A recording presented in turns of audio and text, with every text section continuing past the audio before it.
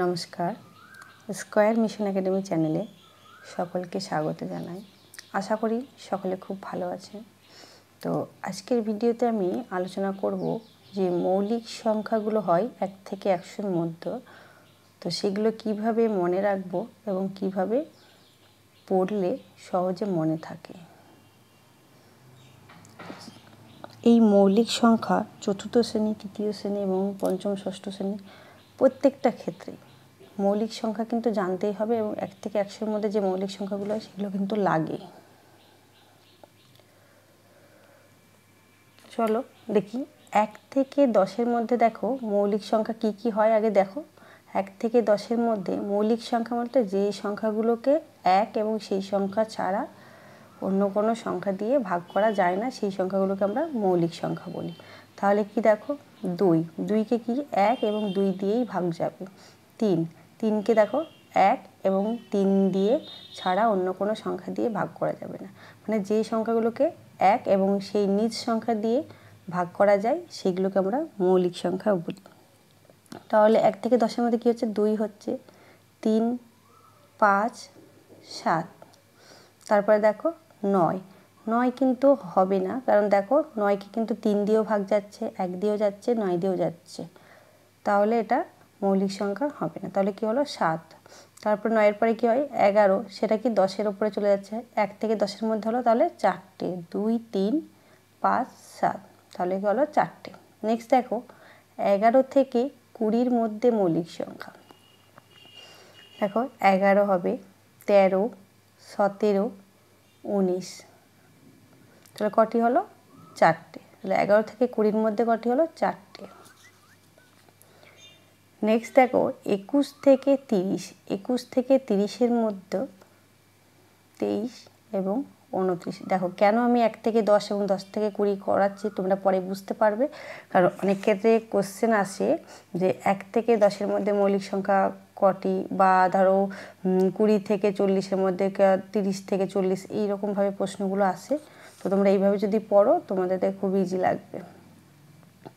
Next দেখো 21 থেকে 30-এর মধ্যে মৌলিক সংখ্যা হলো 23 আর কি হচ্ছে 29, তাহলে কটি 2টি।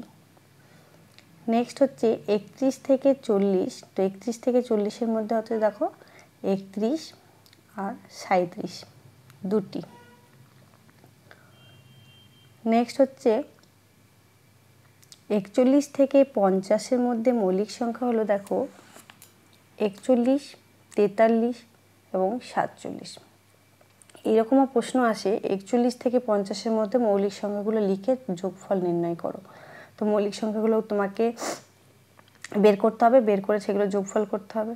তো এইভাবে নানান রকমভাবে প্রশ্ন আসে। তোমরা যদি এই ছকটা মনে রাখতে পারো বাকি সমস্ত কিছু অঙ্ক কিন্তু তোমরা এখান থেকে পেরে যাবে। তাহলে 41 থেকে 50-এর মধ্যে কটি হলো দেখো 3টি। নেক্সট হচ্ছে 51 থেকে 60, 51 থেকে 60-এর মধ্যে দেখো 53, 59, তো কটি হলো 2টি। নেক্সট 61 থেকে 70, 61 থেকে 70-এর মধ্যে হলো 61 আর 67, 2টি। নেক্সট হচ্ছে 71 থেকে 80, 71 থেকে 80-এর মধ্যে হলো দেখো 71, 73, 79, 3টি। বাকিগুলো তোমরা চেক করে দেখে নিতে পারো। নেক্সট হচ্ছে 81 থেকে 90-এর মধ্যে, 81 থেকে 90-এর মধ্যে হচ্ছে 83 আর হচ্ছে 89, কটি হলো তাহলে 2টি। নেক্সট 91 থেকে 100-এর মধ্যে হলো দেখো 97, তাহলে কটি হলো 1টি। তো এখানে আমি দেখো সংক্ষেপে লিখেছি 1 থেকে 100-এর মধ্যে মোট হচ্ছে 25টি। তো তোমরা এগুলো যোগ করবে পরপর। দেখো 4, 4, 2, 2, 3, 2, 2, 3, 2, 1, এগুলো পরপর যোগ করলে দেখবে 25 হবে। নেক্সট 1 থেকে এবার 50-এর মধ্যে এরকম প্রশ্ন আসে, 1 থেকে 50-এর মধ্যেও কিন্তু আসে। তাহলে কি হবে 1 থেকে 50-এর মধ্যে ওই যে ছকটা দেখলাম, ছকটা দেখে তোমরা যোগ করবে, দেখো কত হবে 15টি। এবং কি আসে 51 থেকে 100, 51 থেকে 100-এর মধ্যে তোমরা এই সংখ্যাগুলো যোগ করবে, কত হবে 10টি। তাহলে 15 আর 10-এ কত 25টি। তাহলে 1 থেকে 100-এর মধ্যে মোট মৌলিক সংখ্যা হলো 25টি। এমসিকিউ আসে যে 1 থেকে 100-এর মধ্যে মৌলিক সংখ্যা কটি, তখন কী হবে 25টি।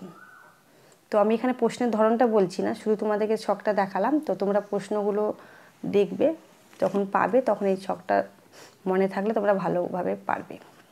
আর একটা জিনিস দেখো, এই যে সংখ্যাগুলো তোমাদেরকে বললাম, তো এই সংখ্যাগুলো মনে রাখারও একটা শর্ট টেকনিক হচ্ছে, একটা মোবাইল নাম্বার তোমাদেরকে মনে রাখতে হবে। তোমরা তো হামেশাই অনেক মোবাইল নাম্বার মনে রাখো, তো এই মোবাইল নাম্বারটা যদি তোমরা মনে রাখতে পারো তাহলে মৌলিক সংখ্যা একদম মনে থেকে যাবে, আর কোনো অসুবিধা হবে না। দেখো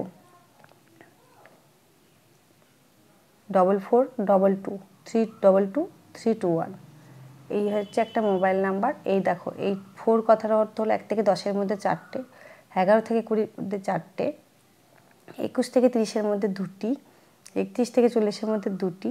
তো এই যে এক একটা সংখ্যা হলো 10 10 করে ঘরের, তো 10টা ঘরে 10 10 100, এখানে দেখো 10টাই নাম্বার আছে, মোবাইল নাম্বারও 10টা থাকে। তো এই মোবাইল নাম্বারটা যদি তোমরা মনে রাখতে পারো তাহলে মৌলিক সংখ্যা খুব সহজেই তোমরা মনে রাখতে পারবে। যদি তোমাদের ভিডিওটি ভালো লাগে লাইক কমেন্ট করো, আর চ্যানেলটিতে প্রথম হয়ে থাকলে চ্যানেলটিকে অতি অবশ্যই সাবস্ক্রাইব করো। সাবস্ক্রাইবের সাথে সাথে পাশে থাকা বেল আইকনটিও প্রেস করে রাখবে, নইলে পরবর্তী ভিডিও নোটিফিকেশান পাবে না। অনেকেই আমাকে ফোন করে জানিয়েছে যে আমি যেসব ভিডিওগুলো দিই তারা ঠিকঠাক দেখতে পায় না, কারণ তারা শুধু সাবস্ক্রাইব করে থাকে, কিন্তু পাশে থাকা বেল আইকনটি প্রেস করে রাখতে হবে, কারণ না হলে কি বলো তো, যে ভিডিওর নোটিফিকেশানগুলো তোমরা পাবে না। অনেকেই হয়তো জানো, আবার অনেকেই জানো না, সেই জন্য বললাম। আর যারা সাবস্ক্রাইব অলরেডি করেছো তাদেরকে অসংখ্য ধন্যবাদ। তো সকলে ভালো থেকো এবং সন্তানদেরকেও ভালো রেখো, আর যারা স্টুডেন্ট দেখছো তারা সকলেই আমার ভালোবাসা নিও।